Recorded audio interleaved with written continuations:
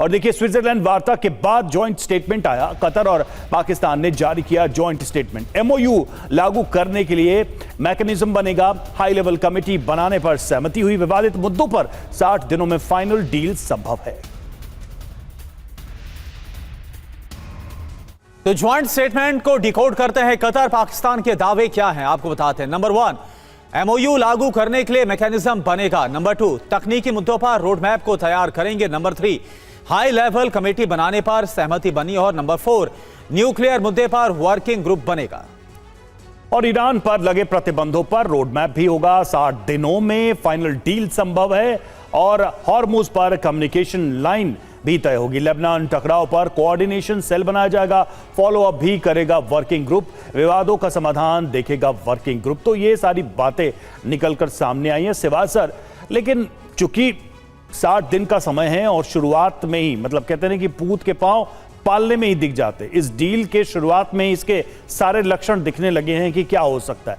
लेकिन थोड़ा सा अगर दूसरे हिस्से से देखें तो ट्रंप ने बहुत ज्यादा गलत भी क्या कहा। ईरान को वो कह रहा है कि जिस तरह से आप हमको कहते हैं कि इजराइल को कंट्रोल करो, लगभग उसी अंदाज में वो ईरान पर दबाव बना रहे हैं कि तुम हिजबुल्लाह को रोको।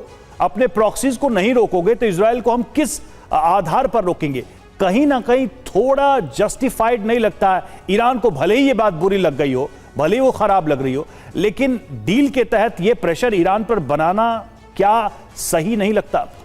बिल्कुल सही लगता है रवि। आपने जो बात की बिल्कुल 16 आने की है।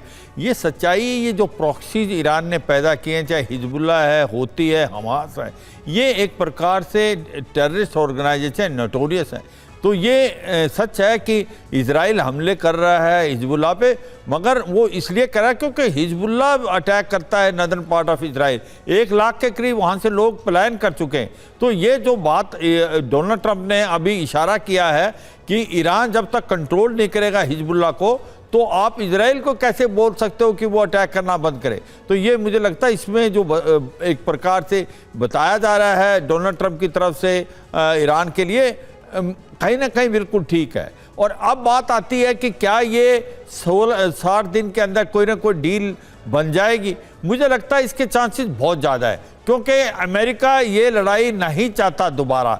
एक ये बॉटम लाइन है, डोनाल्ड ट्रंप दोबारा लड़ाई नहीं किसी से वजह से जाएंगे, क्योंकि उनको पता है कि मिड टर्म इलेक्शन है नवंबर में, और ये अभी जुलाई के अंदर 250 साल जो उनके इंडिपेंडेंस के सेलिब्रेट करने हैं।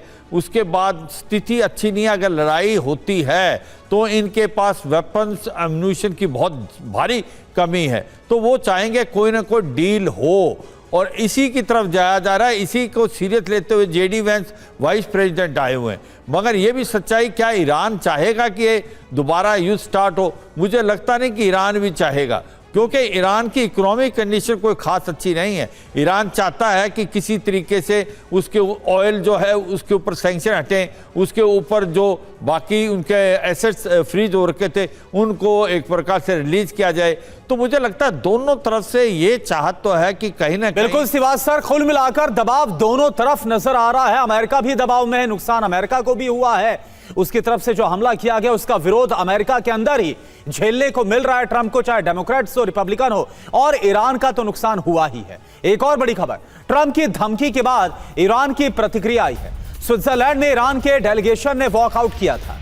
विदेश मंत्री अब्बास अरागची और संसद स्पीकर कालिबाफ ने विरोध जताया था। अपने कमरे में लौट गया था ईरानी डेलीगेशन। पहले राउंड में 80 मिनट तक बातचीत हुई है। सऊदी अरब के अल अरबिया की रिपोर्ट में इस बात का दावा।